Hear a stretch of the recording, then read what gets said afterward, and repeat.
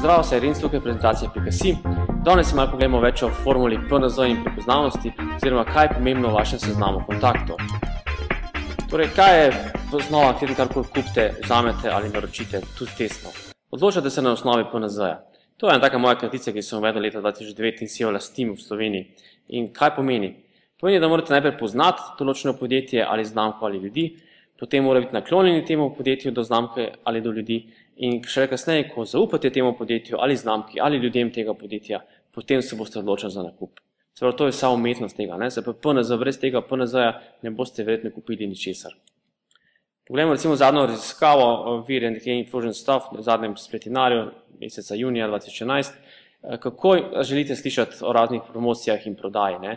In 64% še vedno uporablja promocijsko elektronsko pošto, potem preverijo spletno stran podjetja, tudi navadna pošta še je tista, ki prepriča za nakup, ali se nekateri sploh noče več komunikacij, televizija vidimo, da je zato 11%, socialno oziroma družabno omrežje, kot jim pravilno rečemo slovensko, so v vzponu, ampak samo 8% bi želeli slišati, da se jim karkoli proda preko teh omrežij.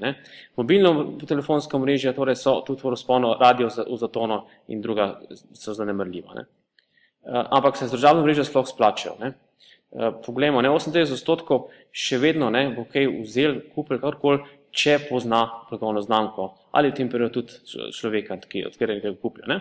Promocijska elektronska pošta jasno še tudi deluje, 19%, zadetki iskanja v iskalnikih, 8%, televizija, časopisi, radio in drugi oglasi, 8%, priporočila od naših znancev, prijateljev, sosedov, 8%, internetno oglaševanje, 7%, interakcije na državnih omrežjih, samo 5%, blogi, diskusijski forum, 3%, primerjava, recimo spletišče, ki so primerjava za razne trgovine, 2% in spletišče, kjer je samo ocena določenega izdelka z 2%.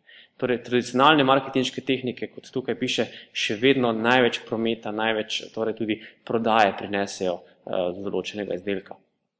No, pa če pogledamo domač primer, poznamo tega našega znanca, Matej Špehar, kako spet je na Facebooku, recimo, da ga tudi jaz že smatram kot znanca, ki je ustvaril to Facebook stran.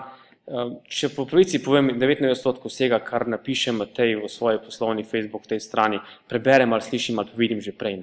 Za nekaj od več kot 300 elektronskih list, ki jih spremljam iz celega sveta, raznih spletinarjev, to sta 2 na dan do 4 na dan včasih, pa raznih privatnih zaprtih krogih, spletnih strežnikov, ki jih spremljam.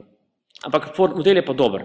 Potrebno je samo še spremljati to področje, ko imate razne dobre vire, date nekaj svojih misli raziskav in potem svedete naprej. Ampak problem je to, če ciljate na preširok trg. Recimo moj primer, ta Prima Presenta, ko ste videli, ideja tega je, da koncept iz raznih predstavitev ali pa za marketing ali pa za kako nastopati javno, si zapomnite prek tega negativnega občutka, ker Prima Presenta je dejansko odbijajoč tip. Ampak nekaj povedkov, zapomnite si pa tisto z idejo, da bi si zapomnili tisto, kar po resnici povem kot Sergej Rinc. In tisto negativno vedno ljudje si bolj zapomnim, bolj vleče kot pa pozitivne stvari. Poglejte poročila, 90-80%, vsaj 80% so slabe novice, zato ker to pritegne, zato ker to vleče. Je pa slabo.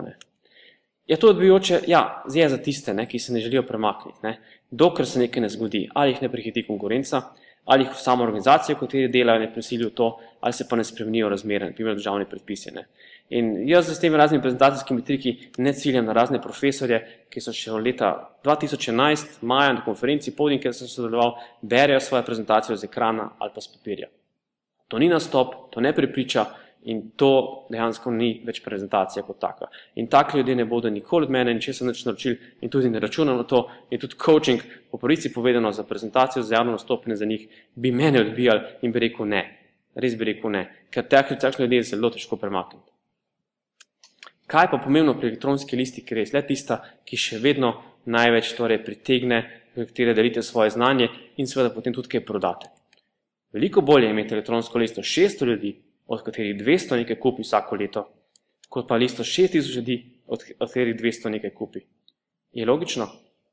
Zakaj? Če hočete to povečati, če želim jaz, recimo 400 ljudi, da bo nekaj kupil na leto, bom povečal listo na 1200 ljudi, kar bo predvsej lažje, kot v spodnjem primeru povečati listo na 12000 ljudi.